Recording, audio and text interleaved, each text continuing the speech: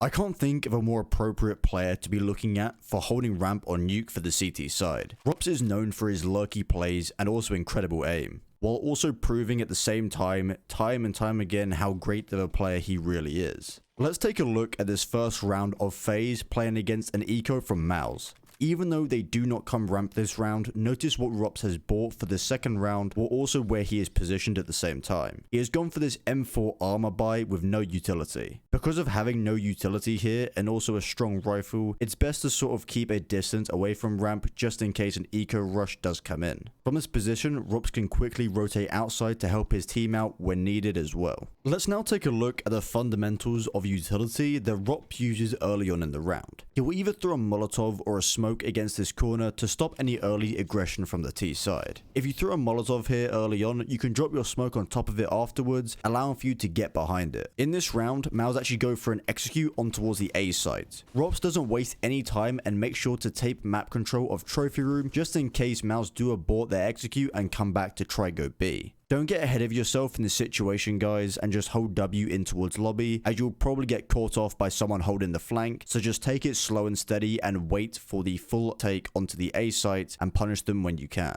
In this next round, Ropz will start with the Molotov again that we just had a look at before jumping on towards the top of this box. Not the headshot angle, which is more common, but actually on top of it. About 10 to 15 seconds later then, Ropz will be checking deep before dropping the smoke down. Checking a little further in towards lobby here is crucial because you don't want to spot this angle, see an enemy, and then basically pull out a grenade and die. Because spotting and he sees nothing, he feels very comfortable to be pulling out this grenade in order to smoke off the angle. Mouse are going to be pushing through this smoke here, but notice where Ropz has his crosshair placed. He'll be aiming towards the back wall because this is most likely where a player will be if they're going to be pushing through the smoke, instead of the alternate close angle that they could be due to how peeking angles works in CSGO. However, I won't be explaining that in this video.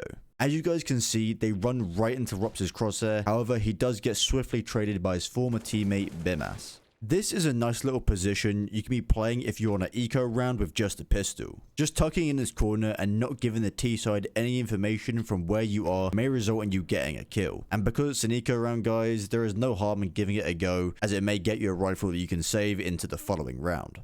It's very important, guys, to change things up from time to time in order to be unpredictable in the position you'll be playing towards ramp. After throwing the early Molotov to stop a possible aggressive play from the T side, Ropz will then just tuck on the left hand side here for a brief second, ready for that rush to come in. After he now knows there is no fast T aggression, Ropz will then move further down ramp to hold this tight angle. This is very hard to clear as it's sort of an off angle, and the T side will be clearing many other angles at the same time. Ropz will then be making sure to check deep again before throwing the smoke, again like we just saw the other round, in case there are any T's pushed up close to catch him off. Obviously you don't want to have that smoke in your hand. From time to time, Ropz will actually just completely abandon this ramp room and just drop down going towards secret. However, still making sure to throw that early Molotov or smoke early on in the round before dropping. You can nade off one of the double doors off by aiming at the top left of this silo on the B site and run left click throwing. Ropz will actually quickly check vent here while going past, just in case the T has sort of slipped the net a little bit. And also, when you're doing this sort of play, guys, please do let your teammates know that you have left ramp room completely open, as you don't want for a lucky T to ruin the round for you and your team.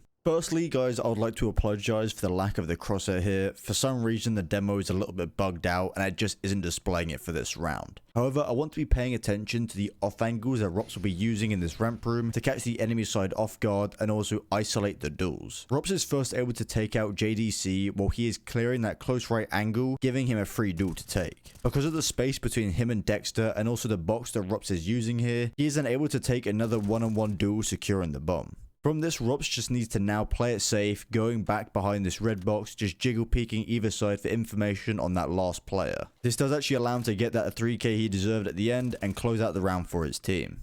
Even though I'm sure many of you already know about this boost spot in ramp room, it is very important to mix things up from time to time to keep it fresh and always keep the enemy side guessing of how you'll be holding this area of the map. If you just keep holding the same angles over and over again, and even throwing the exact same utility at the same time, the enemy side will know this about you and punish you for this. You need to be a hard player to read in order to hang on to this area of the map for your team. Because of how deep the smoke lands towards trophy room, you can actually get behind it and try to look for some gaps. As you can see here, Ropz spots the foot of a T to the left hand side. That is why he spams this position. There is no harm in looking for things like this, as it may result in you getting an injury kill for your team.